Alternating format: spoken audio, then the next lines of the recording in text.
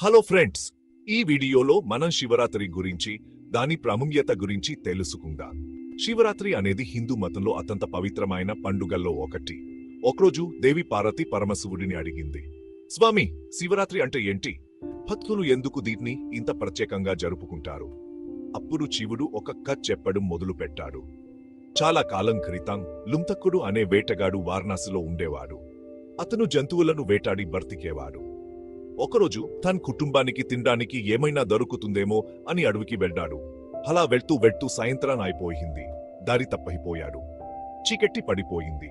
భయంతో ఒక బిలో చెట్టు ఎక్కి అక్కడే కూర్చున్నాడు. భయం, ఆకలి, దాహంతో నిద్ర పట్టలేదు.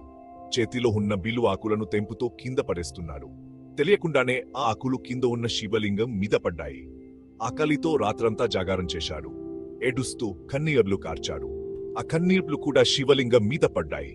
తెలియకుండానే ఆ వేట్గాడు చేసిన ఈ పూజ శివుడికి చాలా ఇష్టం అయ్యింది. ఉదయం అయ్యాక వేట్గాడు ఇంటికి వెళ్ళిపోయాడు. అతని పాపాలు పోయాయి, పుణ్యం వచ్చింది. చనిపోయాక శివలోకం చేరుకున్నాడు. ఖా చెప్పి ముగించిన తర్వాత శివుడు పార్వతితో శివరాత్రి నాడు ఉపవాసం ఉండి బిల్వ ఆకులతో పూజ చేసి రాత్రంతా జాగారం చేసి నా పేరు స్మరించడం వల్ల నా అనుగ్రహం పొందొచ్చు అని చెప్పాడు. ఈ కథ నుంచి మనం నేర్చుకోవాల్సింది ఏంటంటే, ఎంత తెలియకపోయినా భక్తితో చేసే పూజ ఫలిస్తుంది. శివరాత్రి నాడు ఉపవాసం ఉండి భక్తితో శివుడిని పూజిస్తే అతని అనుగ్రహం ఖచ్చితంగా దక్కుతుంది. ఈ రాత్రి భక్తితో శివుడిని సేవించిన వారు మోక్షం పొందుతారు. అందుకే భక్తులు శివరాత్రి నాడు ఉపవాసం ఉండి రాత్రంతా జాగారం చేసి శివలింగానికి బిల్వాకులు సమర్పిస్తారు. మీ అందరికీ శివుడి అనుగ్రహం ఉండాలని కోరుకుంటూ హార్ హార్ మహాదేవ.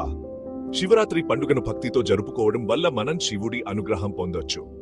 ఈ పండుగలో ఉపాసం ఉండటం, రాత్రంతా జాగారం చేయడం, బిల్వాకులతో పూజ చేయడం వంటి ఆచారాలు మనం పాటిస్తే శివుడు మనకు కరుణిస్తాడు.